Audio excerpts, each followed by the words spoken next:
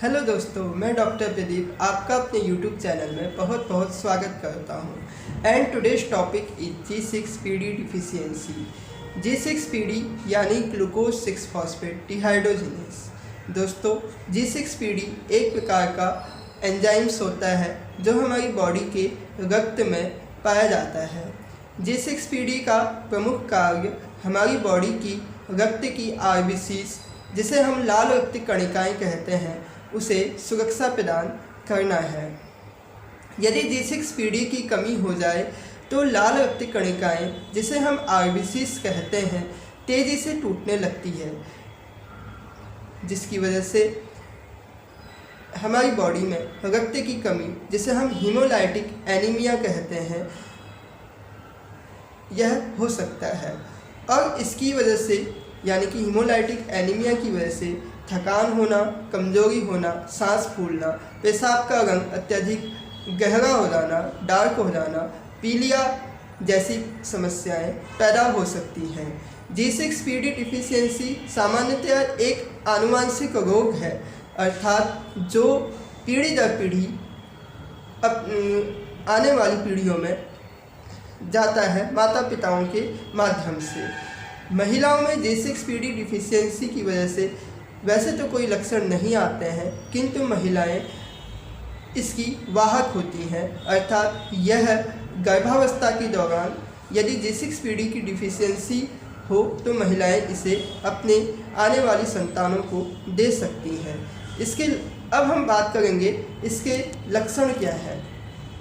वैसे तो अधिकतर G6PD एंजाइम्स की कमी की वजह से कोई खास लक्षण नहीं आते हैं और इस समस्या से ग्रसित मरीज एक सामान्य जीवन जी सकता है। किंतु जब G6PD एंजाइम्स की कमी की वजह से RBC ज़रूरत से ज़्यादा ही एक तेज़ी से टूटने लगती हैं तो उससे सांसों का फूलना, श्वास फूलना और जल्दी जल्दी थकान होना, दिल की धड़कनों का बढ़ जाना, सांस की तकलीफ होना, ये सब हो सकता है। विशेषकर बच्चों में जन्म के बाद जो पीलिया की शिकायत होती है, जिसको हम न्यूनेटाइल जॉन्डिस बोलते हैं, वह लंबे समय तक रह सकता है। अब हम ऐसी कुछ परिस्थितियों के बारे में बात करेंगे जो G6PD डिफिशियंसी की समस्या को गंभीर बना सकते हैं, जैसे किसी प्रकार का बैक्टीरियल और वायरल इन्फेक्शन इस समस्या को गंभीर बना सकता है। इसी प्रकार से कुछ पेन किलर दवाइयाँ या बुखार को कम करने वाली दवाइयाँ, विशेषकर मलेरिया में इस्तेमाल होने वाली anti malarial drugs haemolytic anaemia को बहुत गंभीर कर सकते हैं। मतलब यदि किसी में G6PD की डिफिशियंसी हो तो उन्हें इस प्रकार की दवाइयाँ या इस प्रकार के इन्फेक्शंस बहुत खतरनाक हो सकते हैं।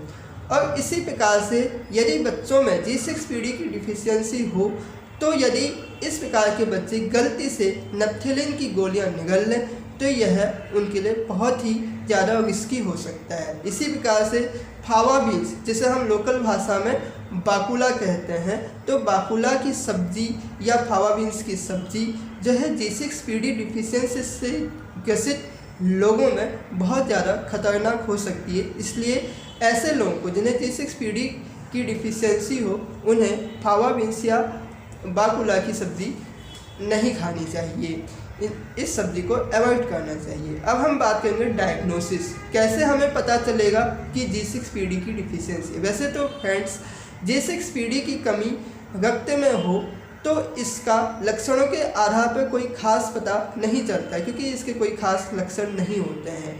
किंतु G6PD डिफिशियंसी का पता हम ब्लड टेस्ट के द्वारा आसानी से लगाया जा सकता है। इसलिए चिकित्सक अधिकतर यह मानते हैं कि प्रत्येक व्यक्ति को अपनी G6PD की डिफिशियंसी समय से कर लेनी चाहिए, और विशेषकर उन माताओं को जो कि गर्भ से हैं, क्योंकि समय रहते यदि इस बीमारी का पता चल जाए तो उन्हें एक सतर्कता के साथ अपने लाइफ को वह आगे कंटिन्यूसली सामान्य जीवन जी सकते हैं। अब हम बात करेंगे कि G6PD डिफिशियंसी का इलाज कैसे हो सकता है। जैसे कि पहले भी मैंने बताया कि G6PD डिफिशियंसी बहुत गंभीर रोग नहीं है और इसके कोई खास लक्षण नहीं आते हैं जब तक कि कोई बाहरी कारक जैसे कोई इन्फेक्शन या कोई बीमारी इस बीमारी को ज़्यादा गंभीर न कर दे। अतः G6PD डिफिशियंसी के रोगियों को किसी भी प्रकार के इन्फेक्शन, संक्रमण और बीमारियों, विशेषकर मलेरिया जैसी बीमारी से बचना चाहिए और बिना किसी चिकित्सक को पूछे किसी भी प्रकार की दवाइयाँ, जैसा कि पहले भी कहा है, जिसमें कुछ एंटी मलेरियल ड्रग्स, एंटीबायोटिक्स या कुछ खास दवाइयाँ आती हैं, उन्हें बिना किसी चिकित्सक की परमिशन के, प्रिस्क्रिप्शंस के नहीं लेना चाहिए। और किसी डॉक्टर को दिखाने की ज़रूरत यदि किसी मरीज़ को पड़ जाए तो उसे ज़रूर चिकित्सक को दिखाना चाहिए और अपने मन से किसी भी प्रकार की दवाई का इस्तेमाल नहीं करना चाहिए, अन्यथा यह उनकी लाइफ के लिए बहुत खतरनाक हो सकता है। अब हम बात करेंगे होम्योपैथी में G6PD डिफिशियंसी का इलाज किस प्रकार से होता है। देखिए दोस्तों, क्योंकि G6PD डिफिशियंसी एक जेनेटिक डिजीज़ है और मैं हमेशा अपने हर वीडियो में यही कहता आया हूँ कि होम्योपैथी में किसी भी रोग का इलाज जेनेटिक रूप से ही होता है। तो साफ है कि यहाँ भी G6PD डिफिशियंसी की समस्या का इलाज होम्योपैथी से बहुत अच्छे से हो सकता है। अब मैं यहाँ पर किसी पर्टिकुलर होम्योपैथिक दवाई का नाम तो नहीं लेने वाला हूँ जो कि इस समस्या को जड़ से ठीक कर सके, क्योंकि दोस्तों होम्योपैथी में ऐसी कोई विशेष दवाई नहीं होती है। जब हम किसी रोगी का इलाज करते हैं तो उसके लिए आपके होम्योपैथिक चिकित्सक को आपके स्वभाव का, आपकी बीमारी का, आपकी आदतों का स्पष्ट रूप से पता होना चाहिए। होम्योपैथिक मेडिसिन्स को इस आधार पे ही सेलेक्ट किया जाता है और आपके स्वभाव को लेकर, आपकी आदतों को लेकर, आपके रोग को लेकर जो भी होम्योपैथी दवाई चिकित्सक इस आधार पे चुनता है, वही होम्योपैथिक दवाई आपके रोग को जड़ से मिटाने का दम रखती है। तो फ्रेंड्स, आज हमने सीखा G6PD डिफिशियंसी की वजह से होने वाली समस्याओं को और इन समस्याओं से कैसे बचा जा सकता है, कैसे हम प्रिकॉशंस ले सकते हैं। और हम अगले वीडियो में चर्चा करेंगे किसी नई बीमारी के बारे में। यदि आपको यह वीडियो पसंद आया हो तो इसे लाइक करें, शेयर करें, सब्सक्राइब करें।